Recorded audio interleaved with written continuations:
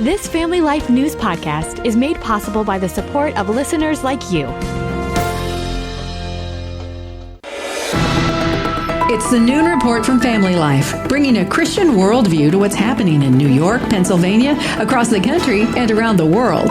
Weather with Kevin Williams, and faith-focused feature stories with the Family Life News team. Now, here's what's happening.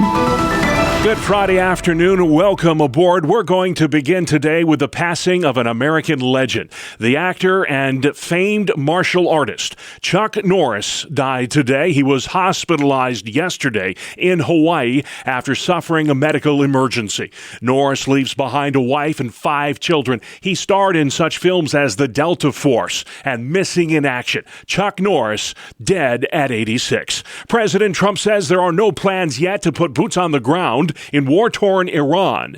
National security analyst Dr. Rebecca Grant. No ground troops needed. Air power is getting the job done. Today, a joint U.S.-Israeli airstrike took out the chief spokesperson for Iran's Revolutionary Guard. He is the 4th high-profile leader targeted for assassination in just the past 3 days. NBC's Keir Simmons. The Prime Minister of Israel says we are winning this war and it will be over sooner than people think. Former CIA station chief Dan Hoffman says the Trump administration's under tremendous political pressure to prematurely wind down the war due to rising energy costs. How much farther do we need to go? How close is Iran to capitulating? The Iranians will look strong until the end. Their regime survival is at stake here. Meantime, Saudi Arabia says it reserves the right to take military action against Iran after being attacked several times since Operation Epic Fury began 3 weeks ago. Iran has not made any friends in its neighborhood. It's more isolated today than it ever has been. Counterterrorism expert Nathan Sales says the war will not end until shipping is safe in the Strait of Hormuz. We can't let this war end with Iran still choking off the Strait of Hormuz, because that means they've got a roadmap for doing it again in the future. The White House requesting an additional $200 billion from Congress to continue the war effort. War Secretary Pete Hegseth. It takes money to kill bad guys. So we're going back to Congress and our folks there to ensure that we're properly funded. And now a regime known for terrorism has resorted to barbarism. Iran has publicly hanged a 19-year-old wrestling champ along with 2 others. Rabbi Chaim Mentz thinks these human rights atrocities will backfire. People are going to go out into the streets. This hanging, as much as you think it's going to put fear into people, if anything, it's going to motivate them. 2,200 U.S. Marines are right now on their way to the Middle East. Gas prices have risen $1 a gallon since the war started. Correspondent Tammy Trujillo. AAA puts today's national average at $3.91. A week ago, it was $3.63, and a month ago, prices were hovering around $2.93 a gallon. Drivers in California are paying the most at $5.65 on average today. Washington State is seeing gas go for $5.21 a gallon, and in Hawaii, it's gone up to $5.12. Kansas and Oklahoma have the nation's lowest prices, both around $3.25 a gallon. I'm Tammy Trujillo. A stark warning today from Transportation Secretary Sean Duffy as the partial government shutdown continues to impact air travel. You're going to see small airports, I believe, shut down. You're going to see extensive lines, and air travel is going to almost come to a grid halt stop. Duffy warns delays that are plaguing airports right now are child's play compared to what we'll see if the impasse doesn't end soon. CBS's Skylar Henry. It's hurry up and wait at the nation's airports as flyers were greeted with another day of long lines, and TSA officers continue to work without receiving their pay. Yeah, the airport doesn't run without them. Staffing shortages shut down several checkpoints at airports in Houston and Philadelphia, leading to lines that snaked around the concourse. Former FBI Director James Comey is being subpoenaed again by the Justice Department. According to multiple reports, federal prosecutors in Miami issued the subpoena as part of a DOJ investigation into former officials who have been involved in investigating President Trump. In 2016, Comey oversaw an investigation into allegations Trump's presidential campaign colluded with Russia. The DOJ probe reportedly centers on whether officials in the Obama administration broke the law when investigating alleged Russian interference in the 2016 election.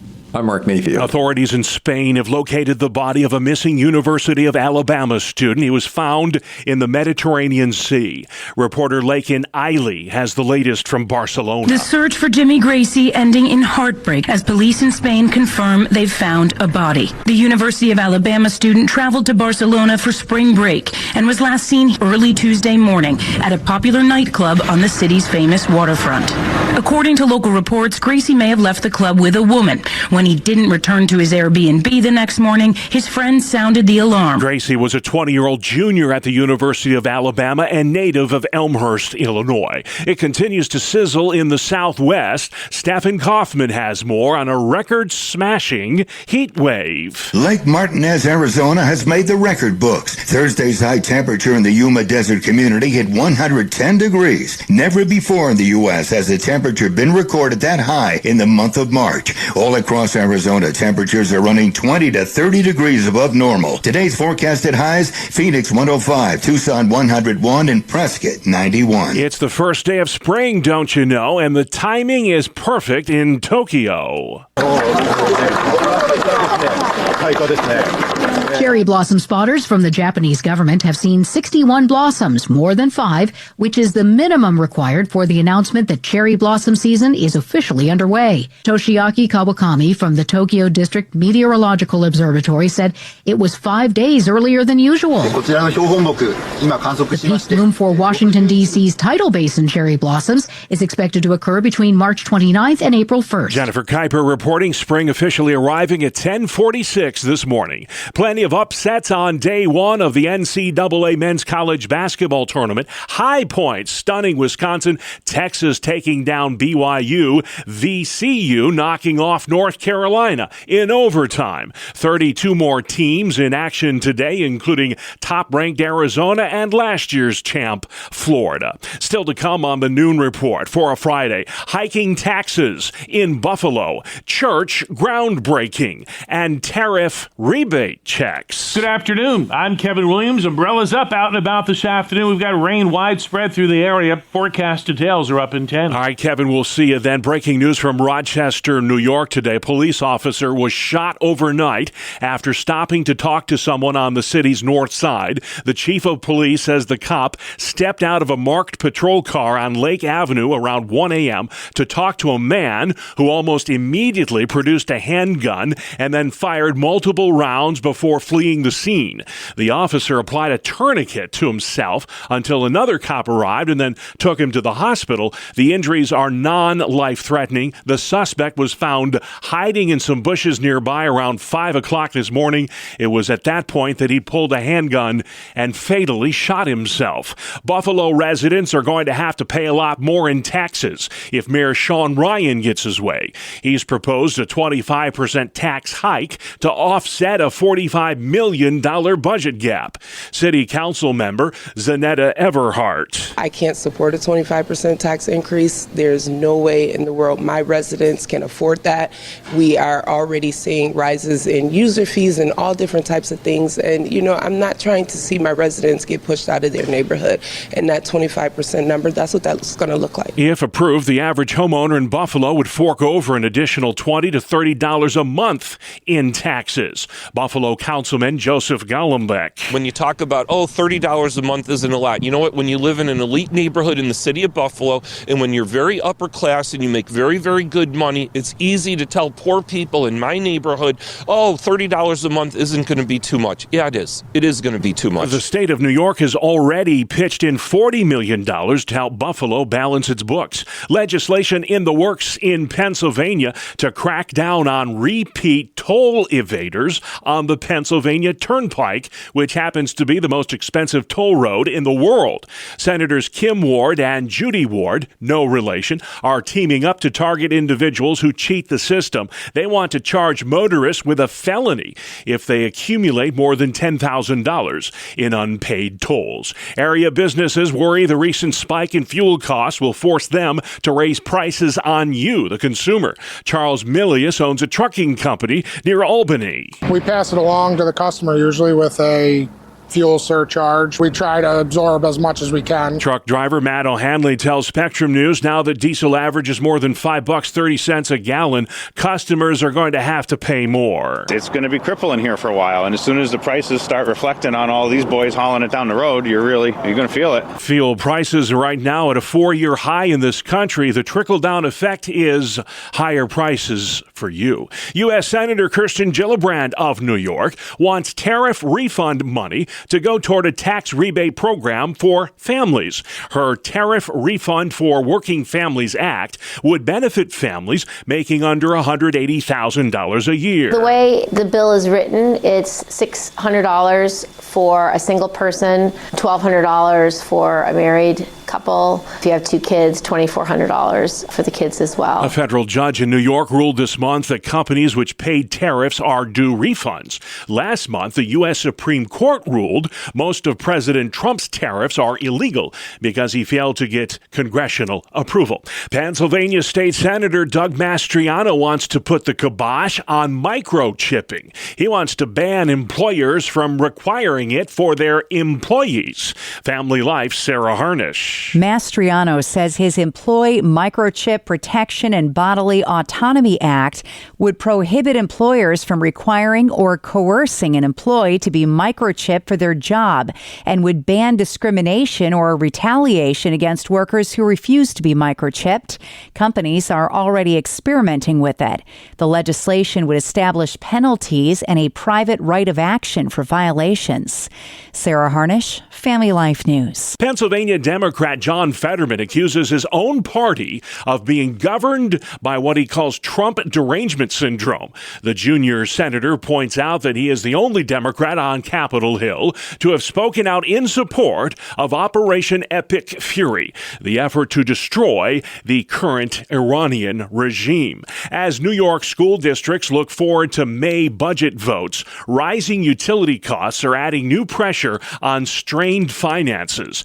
David Albert with the New York State School Boards Association says districts are being forced to make a lot of tough choices nowadays. Maybe one of those choices means we have to pull some funds out of this area here in the instructional area so that we can meet these energy costs over here in this area. Albert says in most schools in New York, revenue is not keeping pace with expenses, and that may be reflected with those budget proposals later this spring. School Budget Day, by the way, in New York is Tuesday, May 19th. Pennsylvania Democratic State Senator Lindsey Williams is sponsoring a bill that forces candidates for elected office to disclose if they use AI in their political ads.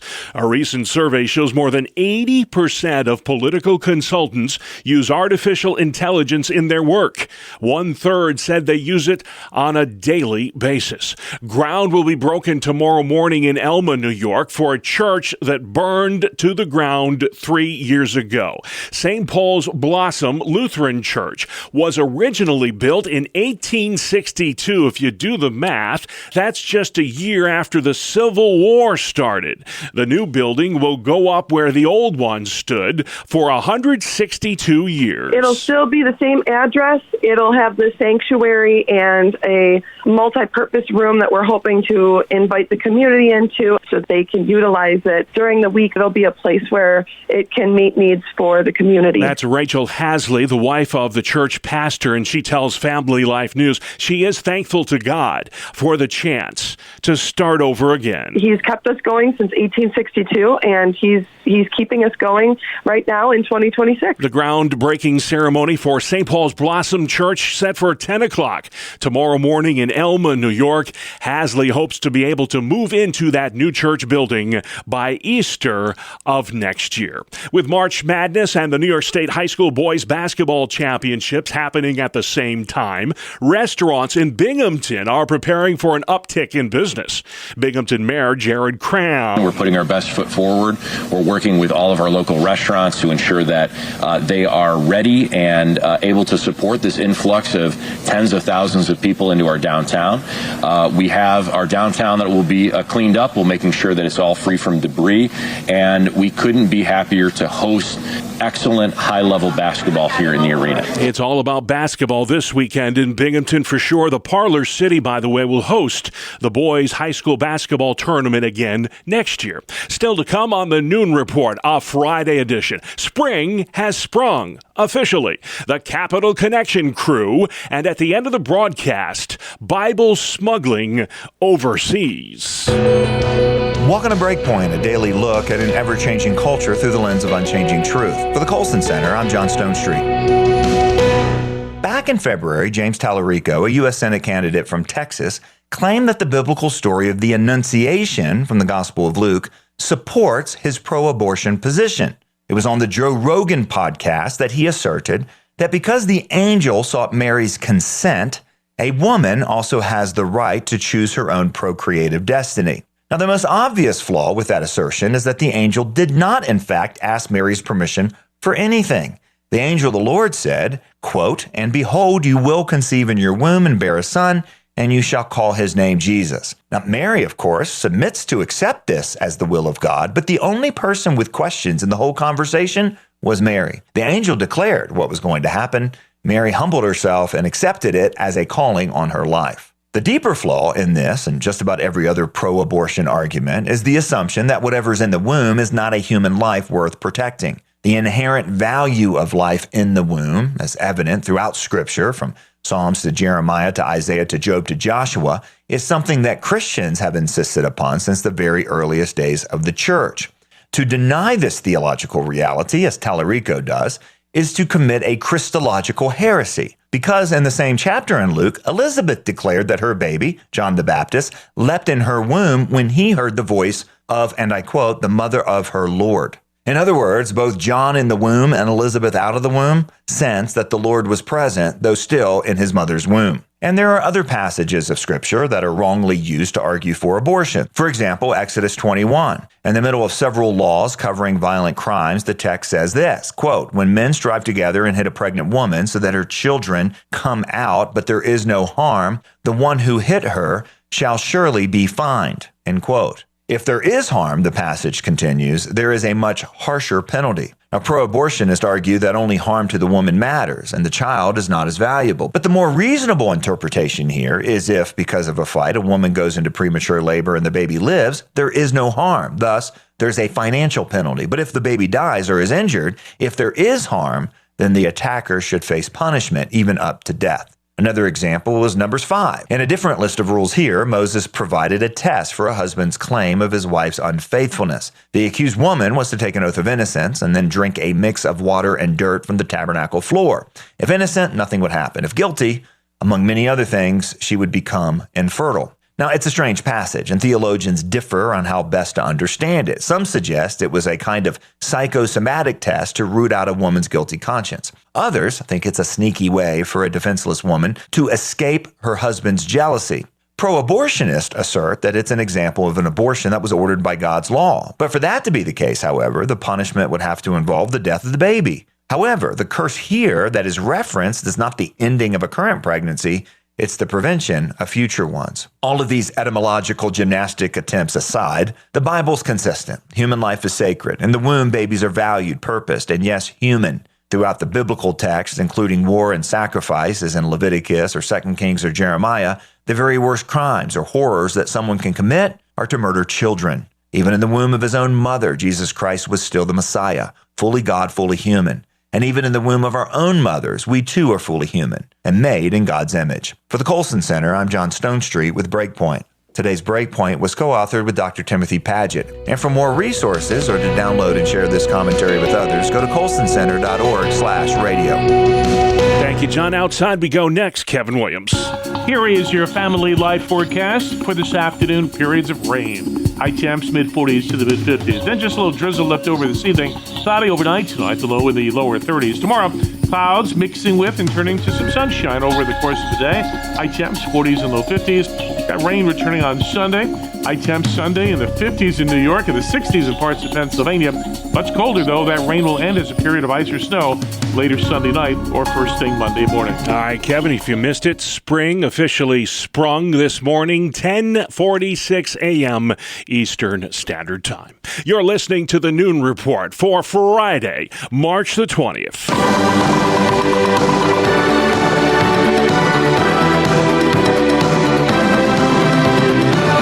This is Capital Connection. Fridays during the Noon Report, we give you direct connection to all that's happening in Albany and Harrisburg with the experts on the issues at the state capitals. They are this week Stephen Hayford with New York Families and Michael Geer with the Pennsylvania Family Institute. Well, it's March, guys, and I guess they call it March Madness. Those of you who love college basketball love this. I was thinking about this, Michael, as I was filling out my bracket this week, how much gambling is a big business in the tournament. And March is, by the way, Problem Gambling Awareness Month. I know this is a huge issue in Pennsylvania.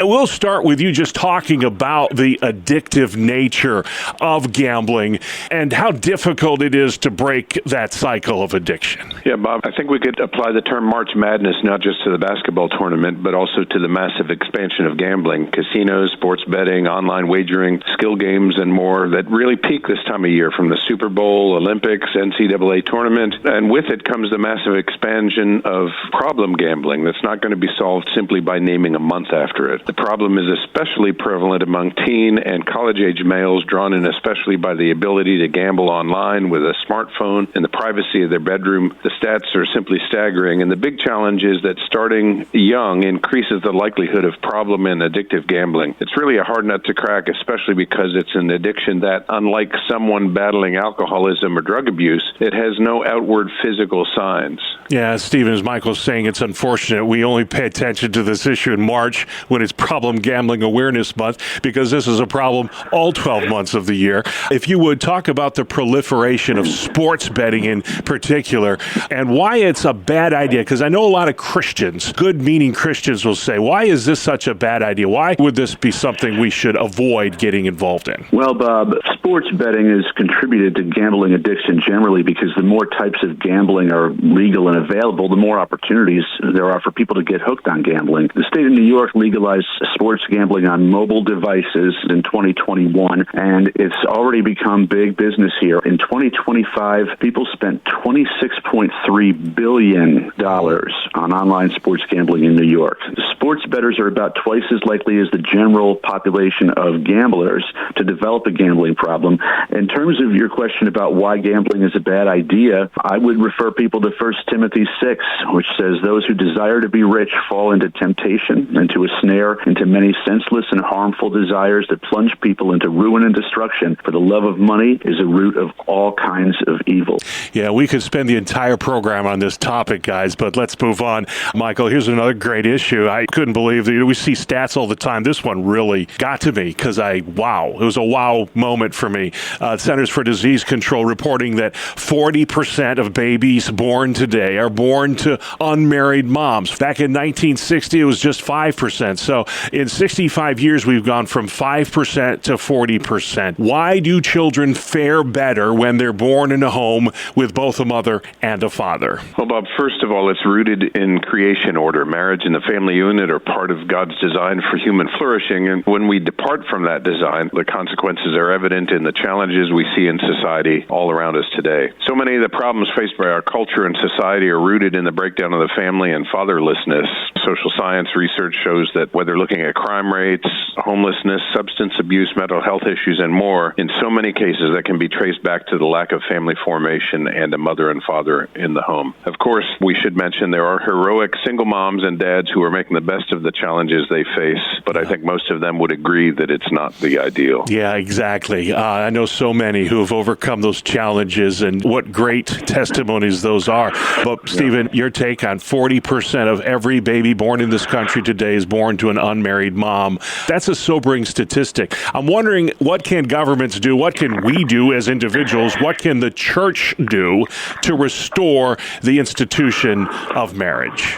Well, Bob, I mean, those numbers are just heartbreaking, and it's so rough on women who often end up bearing the brunt of the responsibility for being single parents and on their kids. Government can promote marriage and seek to change tax policies that get in the way of marriage or create disincentives, but ultimately government's not the main influence on culture's view of marriage. I would say that a lot of the solution to this lies with parents bringing their kids to church, offering them a Christian perspective on sex and on marriage, and ultimately for adults to respect their own marriages, to get married and stay married. It sounds trite. Sometimes due to situations that are just very problematic, it's not possible, but whenever it is possible, that's what we should strive to do, because we know that kids will watch their parents and they will model their behavior often after their parents. Yeah. Every divorce breaks the heart of God, and I truly believe that. So let's reclaim marriage in our culture. Michael, moving on. Governor Shapiro has a 15-1 fundraising advantage over GOP challenger Stacey Garrity. He's on track to raise, or he hopes to raise, $100 million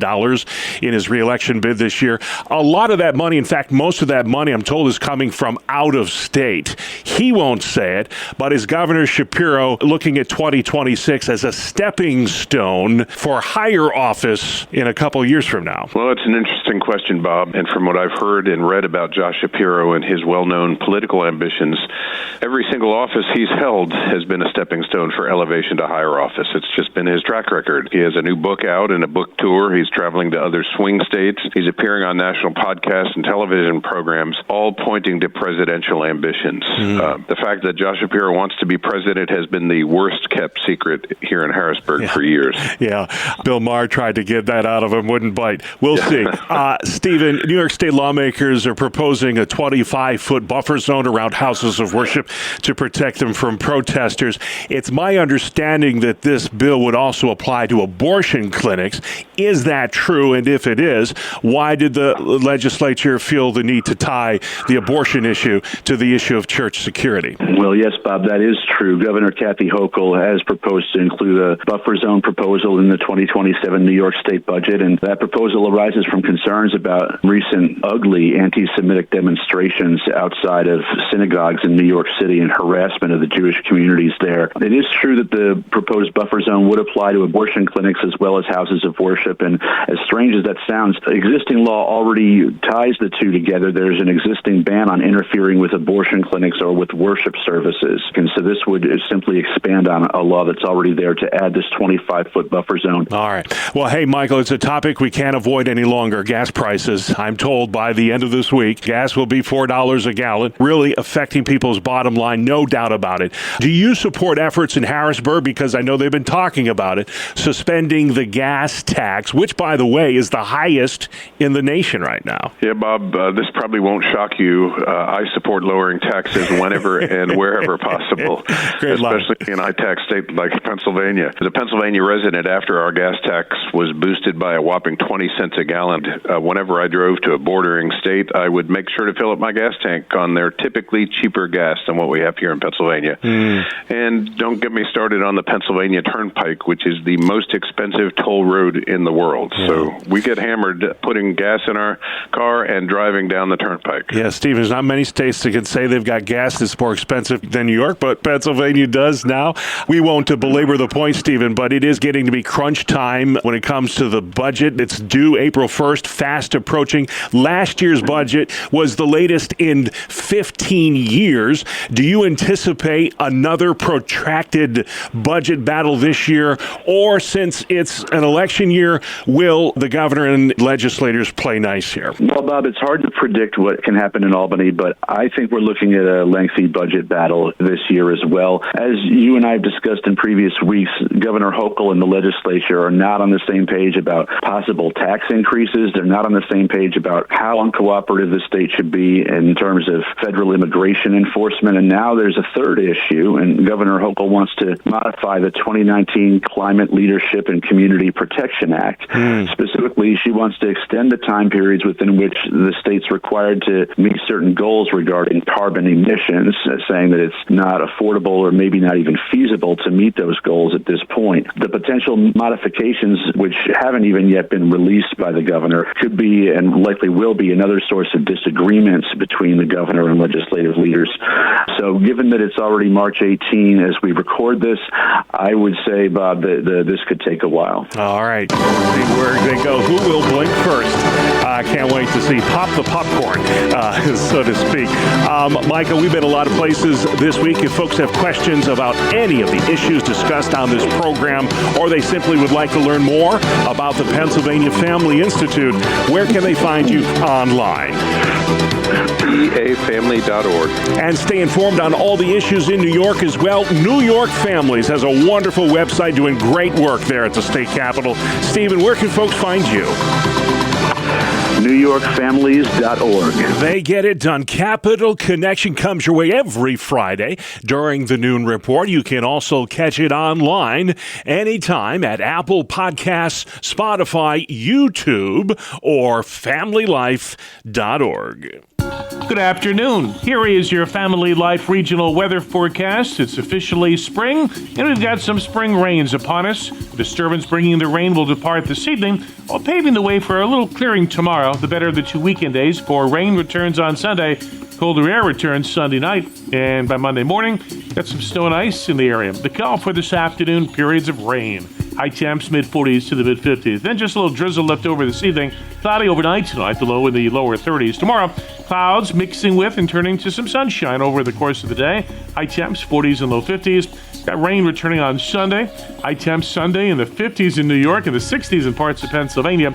Much colder, though. That rain will end as a period of ice or snow later Sunday night or first thing Monday morning. All right, great work at the Weather Center as always. Thank you, Kevin. And finally at noon today, special delivery. Voice of the Martyrs is giving away Bibles. Lots of Bibles. Spokesman Todd Nettleton says more than 300,000 Bibles were recently smuggled into countries that are hostile to Christianity. These are Bibles that are going to be delivered to the hardest places in the world to get God's Word. Nettleton says along the Korean border, Bibles were actually tied to balloons and then floated into the communist north, where being a Christian can get you into trouble. It is very technologically advanced now. We actually are able to put GPS trackers in the balloons. We can see where they go up. We can see where they go down. So we know where those Bibles are landing. How about that? Getting the Word of God to where it is needed the most. And you can learn more about the good work going on at Voice of the Martyrs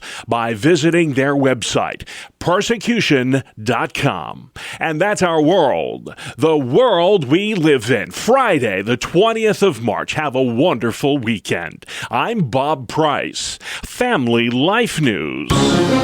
You've been listening to the Noon Report, heard weekdays on Family Life. Thank you for listening. Thank you for listening to this Family Life News podcast. If you've been encouraged by what you've heard, please share it with others and click the subscribe button to automatically receive future episodes. Family Life is a listener-supported ministry. Podcasts like this are made possible by your financial partnership. Find out more at familylife.org.